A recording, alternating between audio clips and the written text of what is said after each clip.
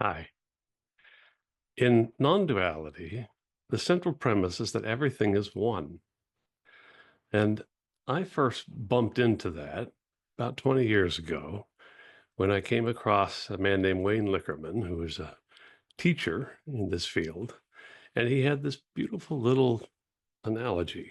And he said, take a tissue, my tissue, and ball it up and consider that that's the universe.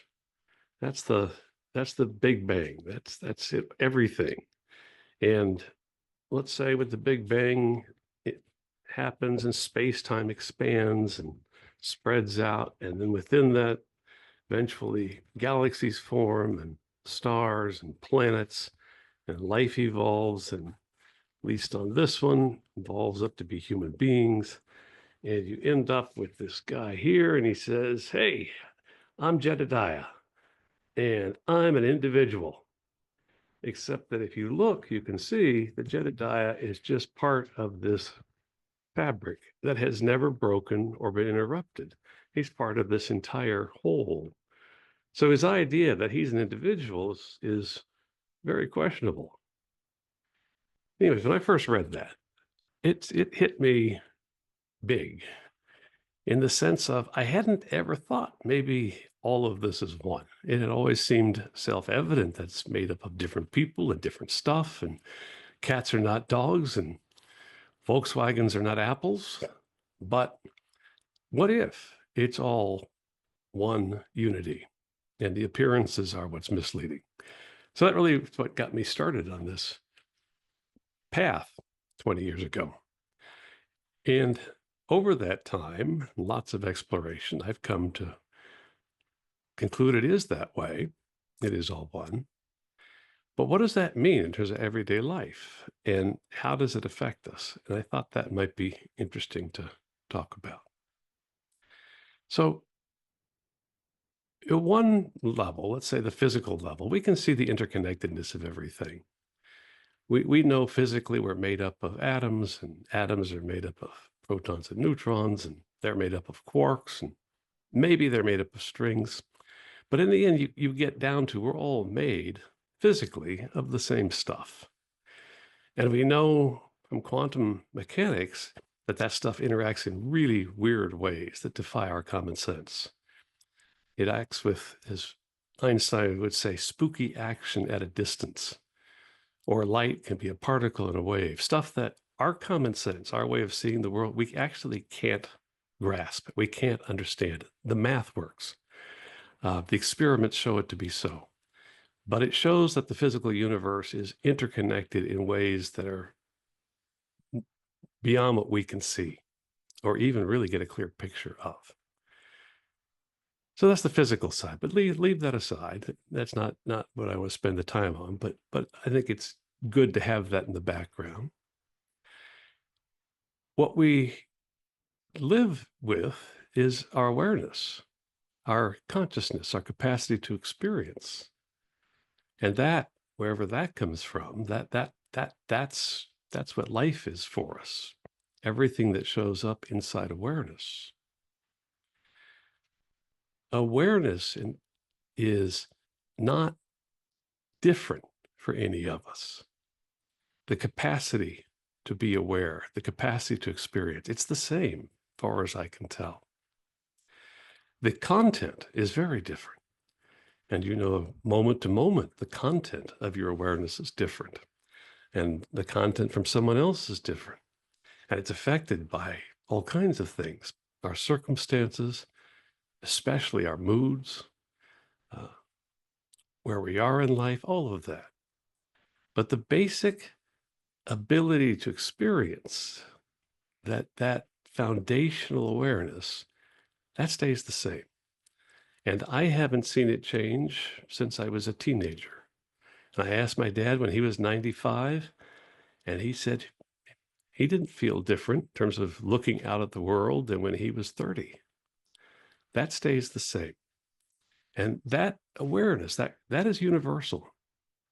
I think that is universal to all of us, and it's impersonal in the sense that that basic quality of awareness, it it it it it is not different. Now, what happens to us, people, is awareness identifies as being something. So we're here as awareness, and at some moment this identification happens, and we begin to think of ourselves as a thing, as a separate individual. We become Jedediah, looking out at the world and saying, I'm me and I'm separate.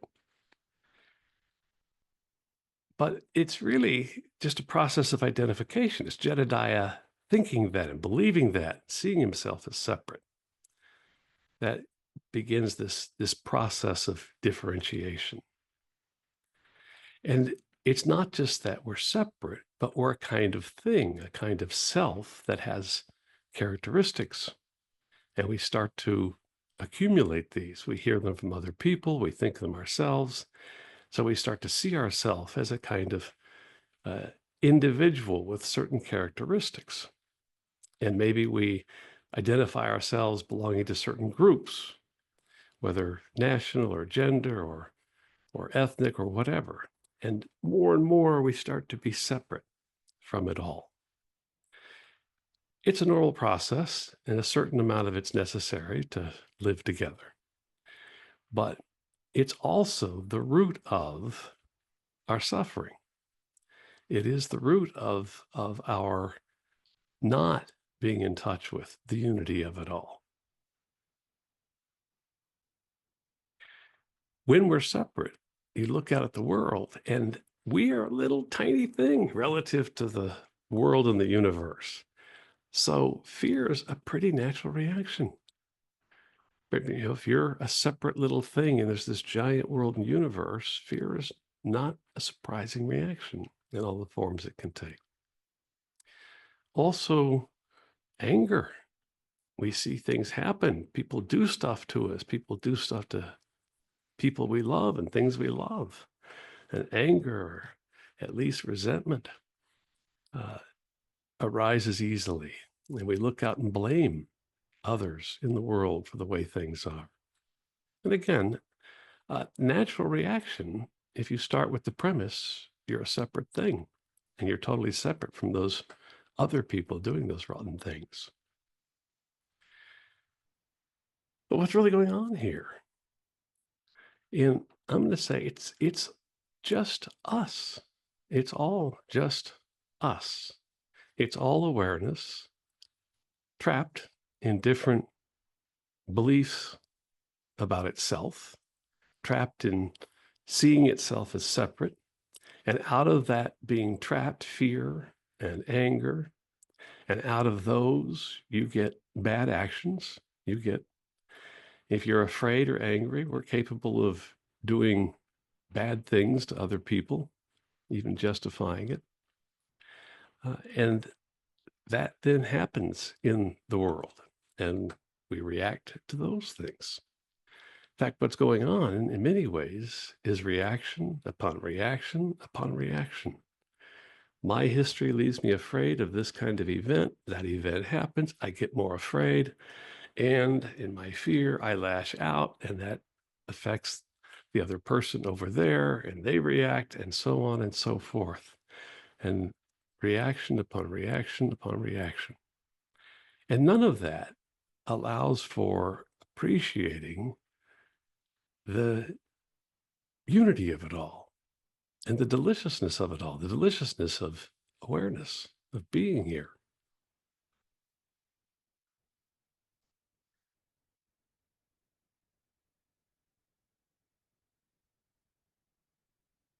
What can happen as we recognize that all awareness is one, that it's all shared, that we're in a completely interconnected universe?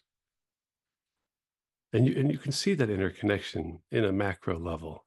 Just notice if you change anything, everything else is different in your life. Maybe it's only a little different, but if you decide to go eat a snack in the afternoon, you've changed your afternoon. You've changed what happened in the kitchen. You've changed what thoughts you're going to have after. So even alone doing something, you've changed something.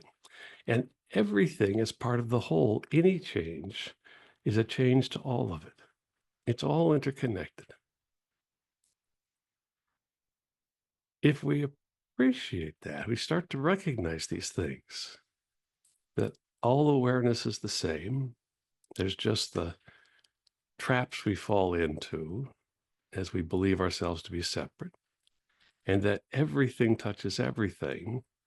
Well, how does that change us? And what I find is a couple things. I think one is it reduces the sense of fear and anxiety and stress about life. There's nobody out there to get you. There's nobody else there. Now, that doesn't mean you may not have political enemies. You might, but they're ultimately you in a different guise. They're just you believing stuff that you don't happen to believe. And they're confused. They really believe that stuff and that they're separate individuals. So that's okay. You can have space for that. And as part of that, I think what it brings out is compassion. That even the people that are against us, or people that do terrible things in the world, and there are people who do terrible things in the world, they're still us. And they're doing it out of confusion, out of fear, out of anger. And we can, even as we may need to take a stand against them, know that that is my brother over there, that is my sister over there. And in a sense, we can love them. Anyways, that's what I've seen from these years of exploring oneness.